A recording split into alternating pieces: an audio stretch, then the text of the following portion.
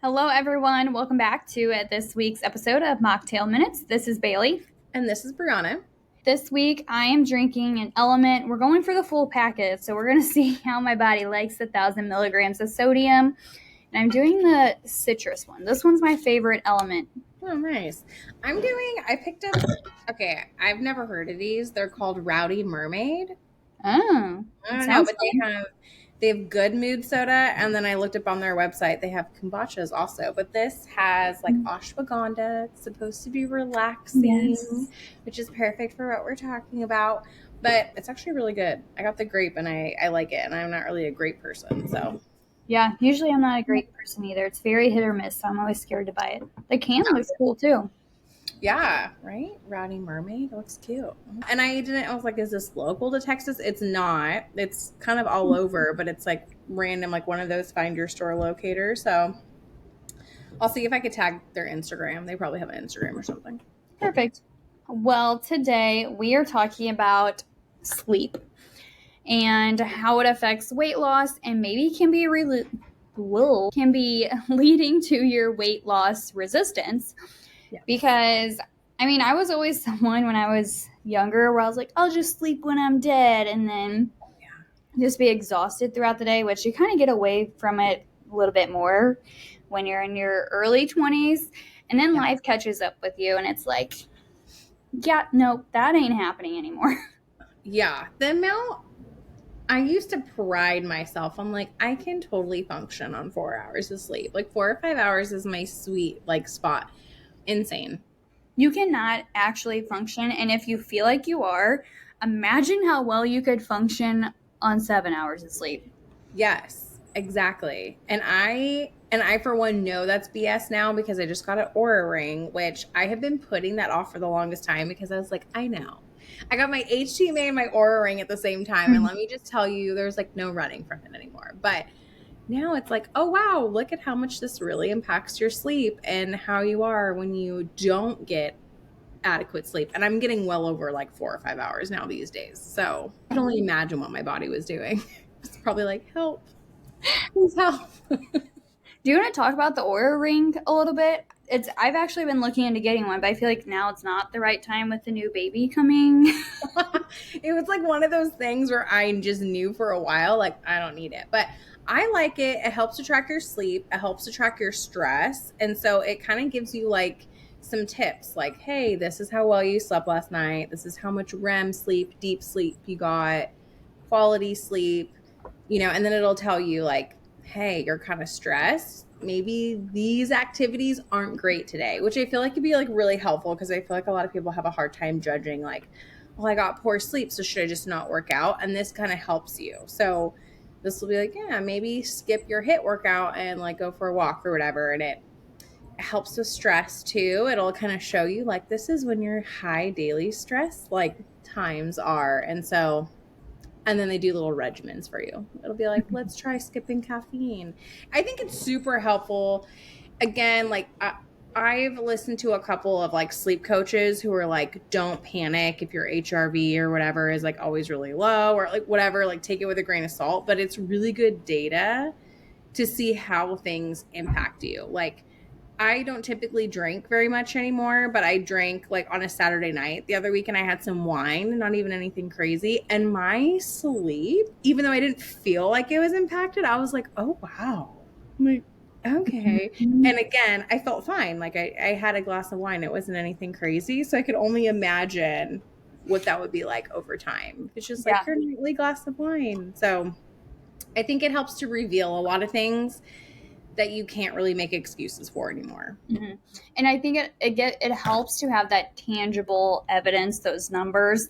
Yeah. Where a lot of times, because sometimes it feels like our only tangible number or like our objective measurement is the scale. But as we talked about, that doesn't give us a great amount of information. This is actually giving us good information that we can quantify and use a little bit more. Same thing with like basal body temps or your morning heart rate. That can also... Yeah. It's also, I forget the app. I think it's Cycles. There's some sort of cycle syncing app that it's now like is it FDA? Who's approving these things these days? Like it's now approved as like a form of family planning because it can Oh, I link know with what you're that talking app. about. Yeah, and it can show like, oh, you're most likely in ovulation, like if you like to track your cycle that way. And then it also, I feel like it helps make stress management more tangible because you can like they have little meditations or breath works on the app, and so it'll tell you like you did this many minutes today, this is how your heart rate was during and after, this is how it impacted your stress. And so I feel like if you're having a hard time like having a tangible stress management goal or whatever, I think it helps that a lot. Mm-hmm. Okay. So yeah, Yeah. check out the Aura rings. But you mentioned kind of REM sleep. So Yeah, let's dive in, I guess, into how sleep is divided into stages. let's do it. Okay. So really, there's 4 stages, but kind of like your 2 main types. You have non-rapid eye movement and rapid eye movement, which is that REM sleep that we always hear about. So stages 1 through 3 are like your non-rapid eye movement stages.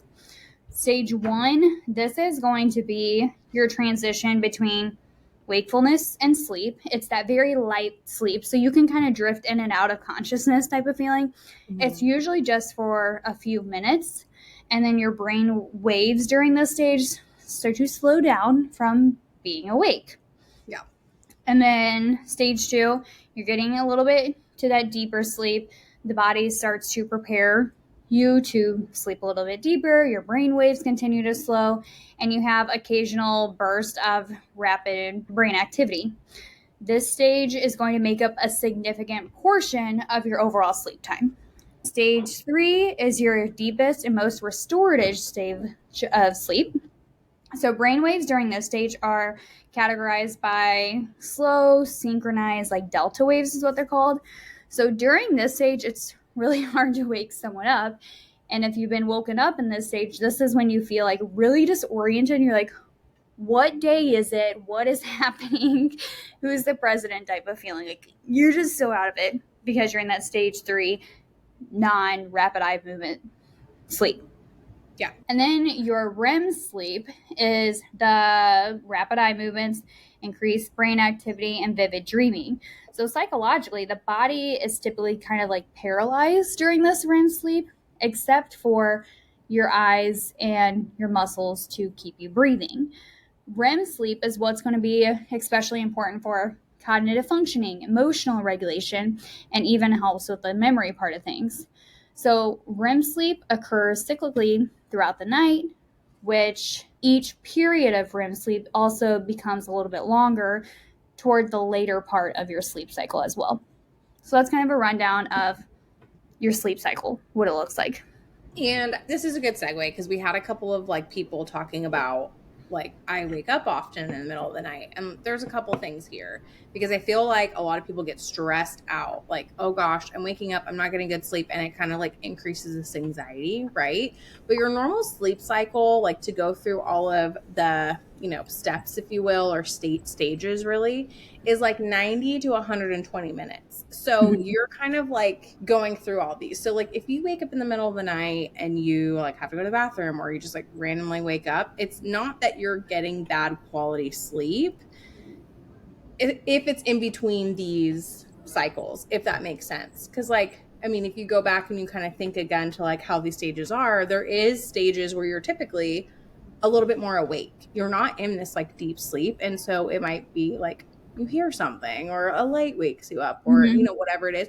That's okay. Cause I feel like when I put up that question box, like when we put up the question box, I had a lot of people that are like, I don't sleep through the night. And there's a couple, I mean, you shouldn't be waking up multiple times a night. Like that's probably like a blood sugar or a cortisol thing, but don't panic if you wake up.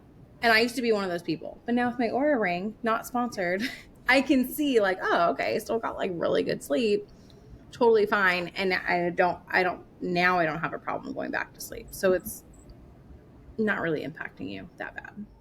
And really, 3 hour stretches are a great goal for sleep Mhm. to get through those cycles. And this is especially helpful for new parents and shift workers to be able to try and aim for those 3 hour sections, especially if sleep is a very struggling part right now. But after, so like kind of your completion of the sleep cycle, after the REM stage, the sleep cycle may repeat, starting again with like that stage 1. So throughout the night, individuals typically go through multiple sleep cycles, with each cycle is going to be that 90 to 120 minutes. Yeah. And then the portion of time in each of the stages is going to vary a little bit, like throughout the night, with more time typically spent in the deeper stages of sleep during the first half of the night. So then it's like when you wake up in the morning, you should be coming out of it, not kind of in that really deep sleep type of thing. Yeah. And I think that's important, like, to realize, when you're getting less than 6 hours of sleep, this is probably why you're waking up feeling groggy, because you haven't really allowed yourself to have that deep sleep and then progressively, like, kind of come out of it. Like Bailey said, that's happening closer to, when you fall asleep, and then you progressively get more awake and more awake. Like, everybody knows what I'm talking about. Like, oh gosh, you wake up and you're so groggy. That Yeah. means you just were not ready to come out of that deep sleep. You didn't allow yourself to have enough time. And so over time, that's really going to wear on you. I think this is something that I have progressively gotten more, like, non-negotiable about with clients, because I feel like everybody looks over sleep. It's like, okay, sleep, sleep, sleep, but it's actually super important. Sleep allows your brain to flush out toxins. It allows us to reset. Our digestive system is resetting. We're reducing stress. We're improving brain function. We're, everything that we've done during the day, our brain is like organizing it, putting it where it needs to go.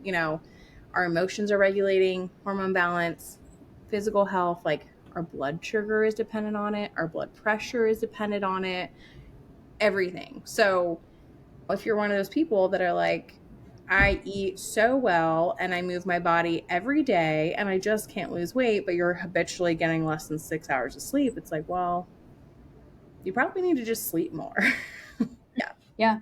And I did ask a question on my Instagram, like, what are you sacrificing sleep for? And it was kind of all over the board of sacrificing sleep for workouts, just time to watch TV, alone time, just taking care of life. So kind of breaking those down, if you have to sacrifice getting less than 7 hours of sleep for your workouts, let's plan, really with all these, like, let's just plan your day better, because if you aren't getting that sleep, your stress is going to be higher. You're going to be all out of whack. And then we throw in a workout that is supposed to put a good stress on your body, but we're already stressed out. Then that's not going to be super helpful. Or you're someone who like stays up late watching TV. Well, TV is not really a good stress reliever that we think it is and that we do it each night. And it can actually be affecting that sleep because you're getting that blue light in your eyeballs. Or if you're watching something like Criminal Minds or even like happy shows like New Girl or something. Yeah, anything stimulating, really. Yeah, it's going to stimulate you. So then, of course, you're going to have a hard time falling asleep. Mm-hmm. Maybe it's something, like I hear this a lot from moms too, is like, this is my only alone time. Which, okay, I get that. Maybe you can talk about that more because you're a mom with multiple kids. Yeah. But finding a different time in the day to do that rather than staying up till 2 a.m. or finding a different practice, like instead of scrolling TikTok for your alone time, like what if we use that alone time to actually benefit yourself? Mm-hmm.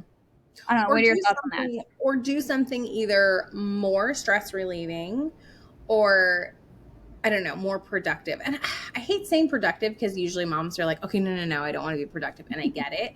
And believe me, I get the whole like, okay, put the kids down for the bed. I feel like I have time to breathe. I just want a couple hours to myself. This is totally fine. When clients come to me and they do this, my first thing is like, we need to not be self-sabotaging, because a lot of times we're like, I just need this for myself, but staying up late, not getting good sleep is only setting you up for failure the next day. And so the cycle continues, because then the next day you're like, God, I can't just wait till I put them to bed. And then it's me time. And then you're wired because your cortisol's all over the place. So if you want to watch TV, totally fine. I get it, because I have shows that I like, but I have them set an alarm on their phone to go off at a certain time to shut off the TV. And this needs to be well before you go to sleep, because you need to start winding down, getting ready to go to sleep. For a lot of people, they think this is impossible. And then they look at their evenings and they're like, okay, well, technically, I guess I am doom scrolling for like 45 minutes before even turning on the TV, and like, it's like all these things that they're doing. So it's just finding stress relieving activities that don't sabotage you even more, because we all doom scroll, we all watch TV too long, but it's not actually making us feel better. Mm-hmm. And then some people are like really resistant to it, and then they try it and they're like, dang it. You're Yeah, right. like using that alone time to benefit you. And this Mhm. is where that mindset shift has to come in, where it's not like, okay, now I have to use this time to prep my lunch. Yeah. I mean, what if, yeah, you just use that time to prep your lunch and now your morning is so much easier. So now that's stress relieving and now you're getting a good lunch in. So now you're reaching your protein goals and that's going to lead into other things rather than feeling like alone time just has to be like this mindless type of thing. This like bed rot type thing. Like we're just turning off and we're rotting. I like stacking things, because the reality is you got to get the laundry done. You got to get your meals prep. You got to like clean up your house or do whatever it is. All the things that people have to do in the evening that overwhelm them.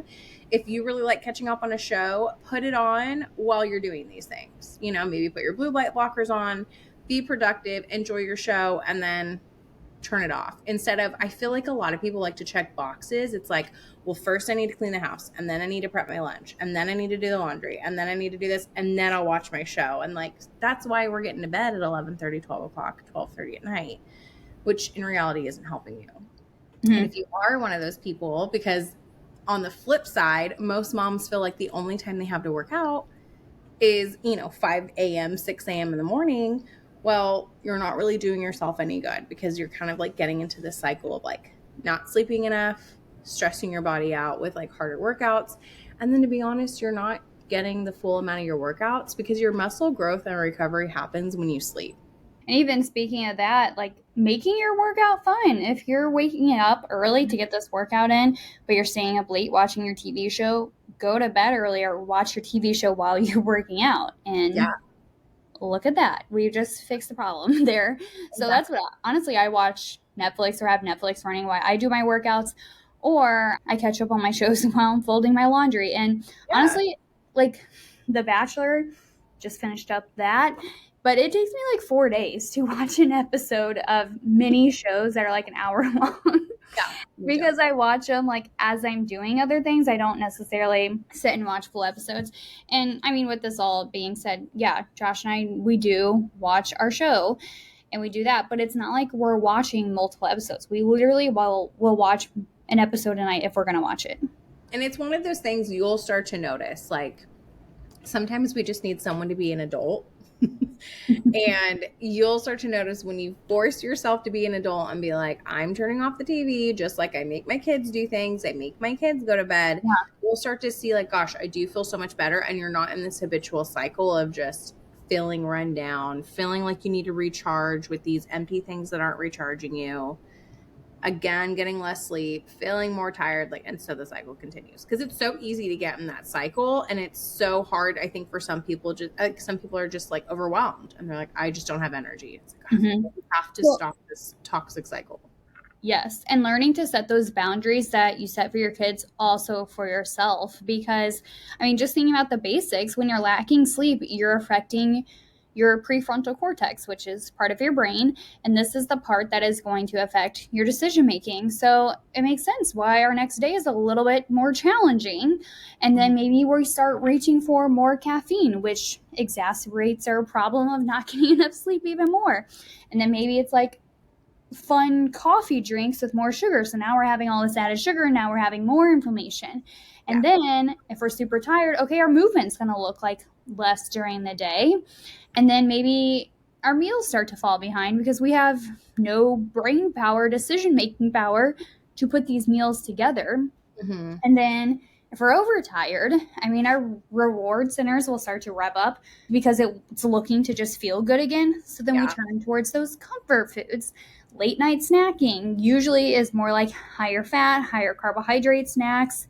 And it's not like you're eating avocado toast usually for a late night snack. It's like a bowl of cereal. Yeah. Not a lot of benefits. And then We're now looking for things to feel good. yeah. Feel good.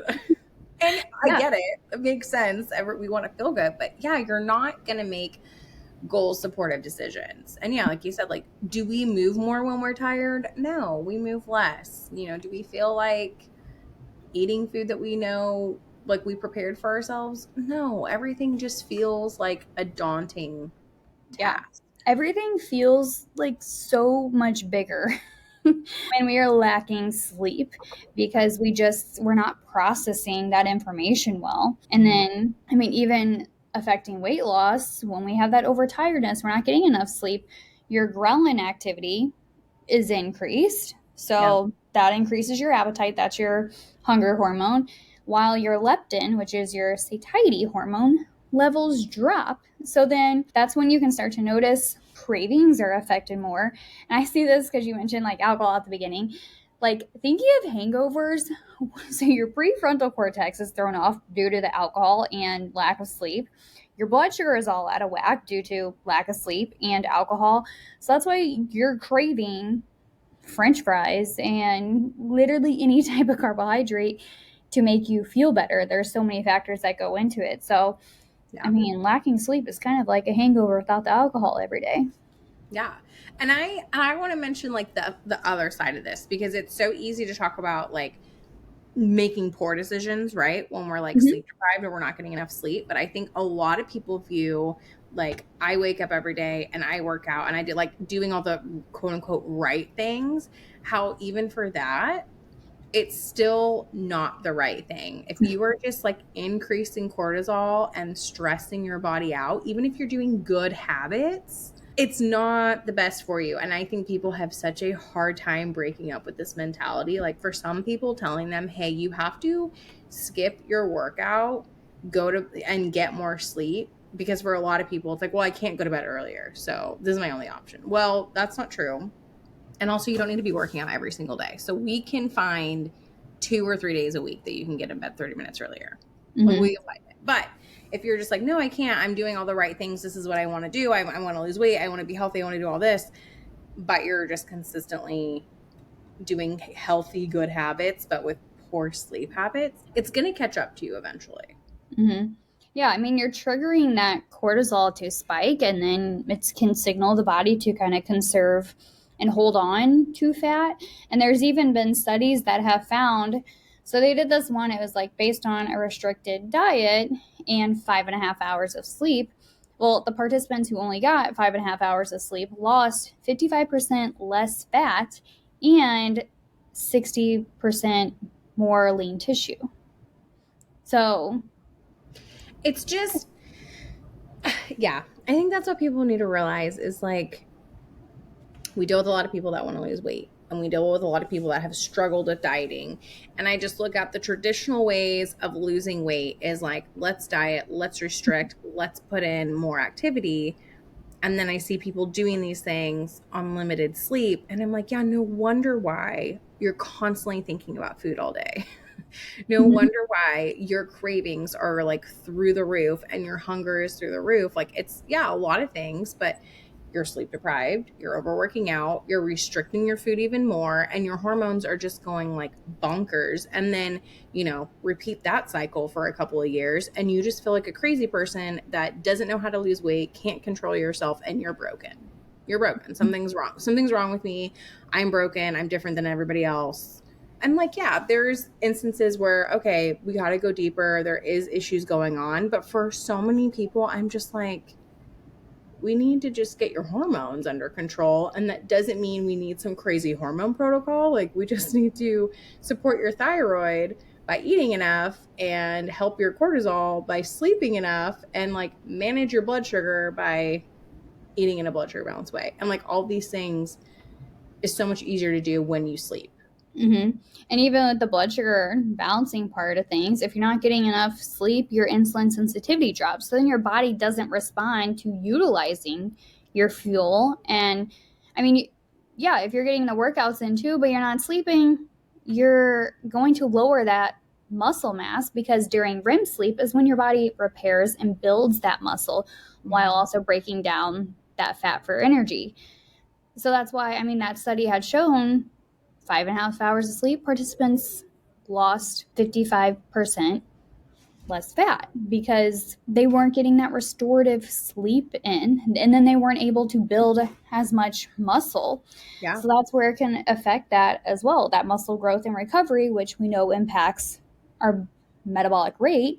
And if you've been around for a while, you know we focus on your metabolism over calories. Yeah. So there's going to be lots of things that are affecting sleep and weight loss. Thinking about, I mean, what does your nutrient intake look like? Like blood sugar balancing. If your blood sugar is imbalanced, that's going to throw your sleep off. What about your minerals? Magnesium is going to play a significant role in relaxation, stress, sleep, those parts.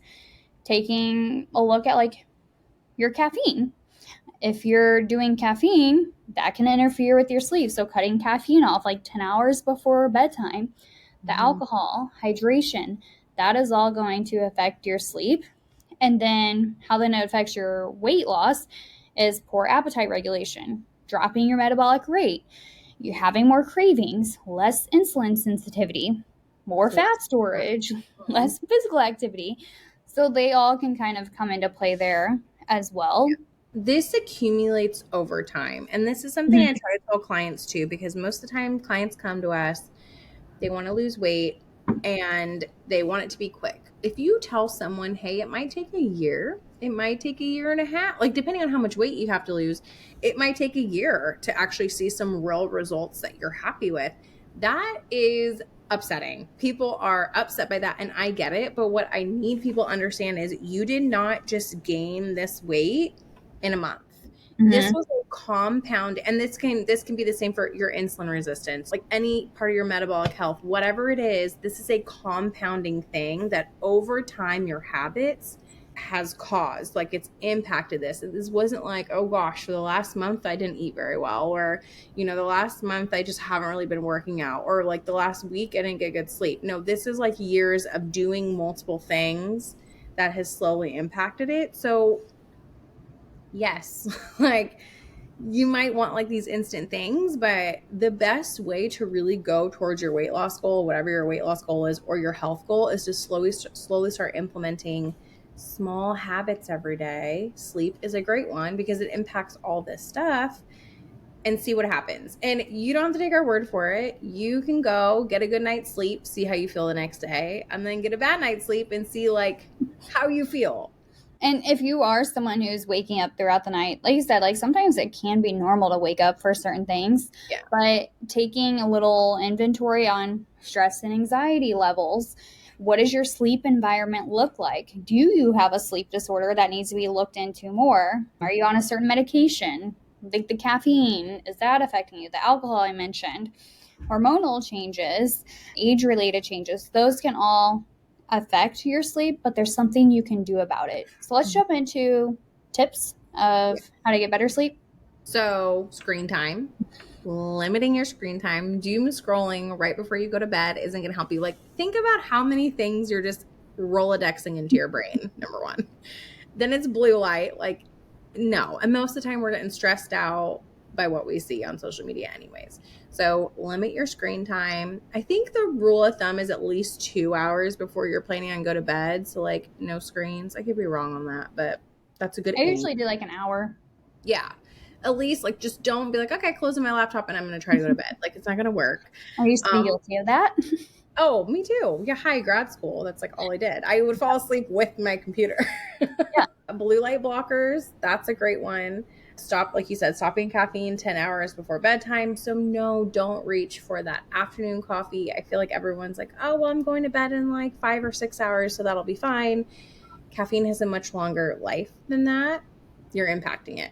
A good bed, like a bedtime routine. So maybe you're taking a hot shower. Maybe you're, washing your face. Like maybe Like having the same routine each night. Yeah, same routine. Like this is it. And that's another thing too about sleep is really falling asleep and waking up at the same time is a really good sleep hygiene. So try to have like that routine. Like this is when I wind Even down. on the weekends and when you're off work. Yes. When you're up. Yes. I hate people hate that, but you'll feel better. promise. A good room temperature. So your room can't be super hot. It should be low. My husband hates this because he tries to get me not to use the AC at all costs. And I'm like, we need it for good sleep. Eye mask. Like if you have light in your room or light comes into your room often, a good eye mask. Moving your body throughout the day so you actually help get out energy. Blood sugar balancing meals. Also, if you're someone who's waking up constantly in the middle of the night, double check, make sure it's not a blood sugar issue. Maybe you're not eating enough during the day. Maybe you need a nighttime snack of, a carbohydrate with some protein and some fat just to kind of help balance your blood sugar overnight. I think we have a whole episode talking about that, so I'm not going to spend too much time. And then good hydration, but also making sure you're not starting your hydration at noon or 1 o'clock because you drank coffee all morning and then you're finally turning to water, because then you're going to be up all night peeing.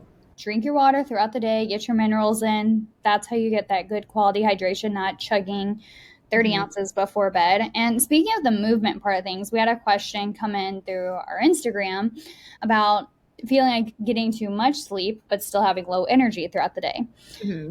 Most of the time I see this, and it's always hard to say when we get questions because we don't, like I said, know the full story. But most of the time I see this is, what does your day look like? If it's kind of like if you have an office job, you're sitting around more throughout the day, it makes sense that you're tired despite the sleep because it's science. An object in motion stays in motion, where if we have lazier days, we're going to feel lower energy.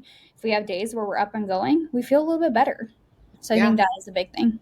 Especially if you have an office job and like what you do is kind of stimulating, like you're on like the computer all day and you're using your brain and it's like, but you're not really moving your body. That can really kind of trigger that tired but wired. And then when you finally do sleep, it's not really good quality. So you're just like, gosh, I feel like I could sleep all day. Like I just want a nap. I just, so yeah, kind of changing up what you do during the day. But I know we're going to get this question.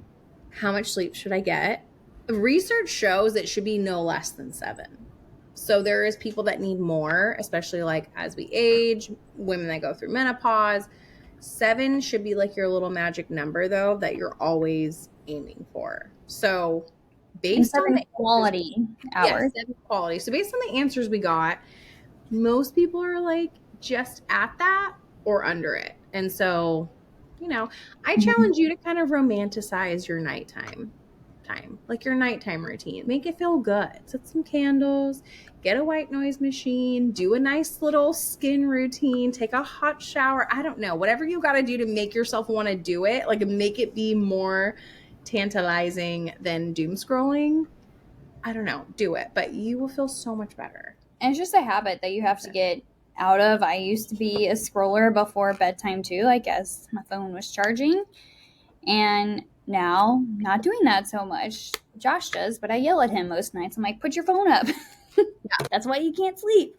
Mm-hmm. So it is just a habit that you have to break, and just deciding, how do you want to take care of yourself? How do you want to get out of your own way and create this solid nighttime routine? And it doesn't have to be anything crazy either. I mean, just like pick one thing to focus on. So if you're getting 7 hours of sleep, but you're feeling like it's not quality sleep, or if you're not getting 7 hours of sleep at all, just pick one thing to start with as a micro habit. If you're like, okay, well, I know I scroll every night before bed. Well, let's just start there and take that out. See how that feels. Yeah. And if you like put a physical barrier there, because with the phone, it is like knee-jerk reaction. Put it in another room. We're done. It goes, and I'm gonna get this excuse, but my phone is my alarm. Okay, put it in the bathroom, because I know dang well once you're on your bed, you're like, I'm not gonna go grab that, and you know what? It'll help you not hit snooze. Mm-hmm. Yeah. So I still have my phone by my bed, but it's like a stand-up charger. It's like not on a cord. So I can't really be on my phone while it's charging. Smart. So that can be a little hack for you as well. So I have that one, or like right now while we're in the process of moving, it's plugged in across the room. So I have to like get up when the alarm goes off, but I'm not going to bed with it. Yeah. So really when it comes to sleep, it's a lot about micro habits. Like you said, pick one, If you need help figuring one out, we have tips. We gave you tips. We can help you with tips, but really, I'm not saying you need to go out and like starting tonight, you just get 9 hours of quality sleep every single night. And it's like this magic thing that happens. Like, no, but It you takes know, time. Like, you yeah, have to do these things for more than a week, probably. yes. And it is, like you said, it's that tough love part, the getting out of your own way, because with any sort of habit or routine, we want it to just come naturally. And we're like upset when it doesn't. And then we just kind of give up. But you really are in your own way when it comes to good quality sleep. And I know everybody has different circumstances, but we could all be doing a better job to get better sleep. Pick one habit to work on this for a couple weeks, not a couple nights. See Yeah. how it affects your sleep. And then next episode, we are actually going to be diving more into hormones associated with weight loss. So they'll kind of flow really nicely together. Yeah, I'm excited for it. All right, everyone, have a great rest of your week, and we will talk to you next week. Bye. Bye.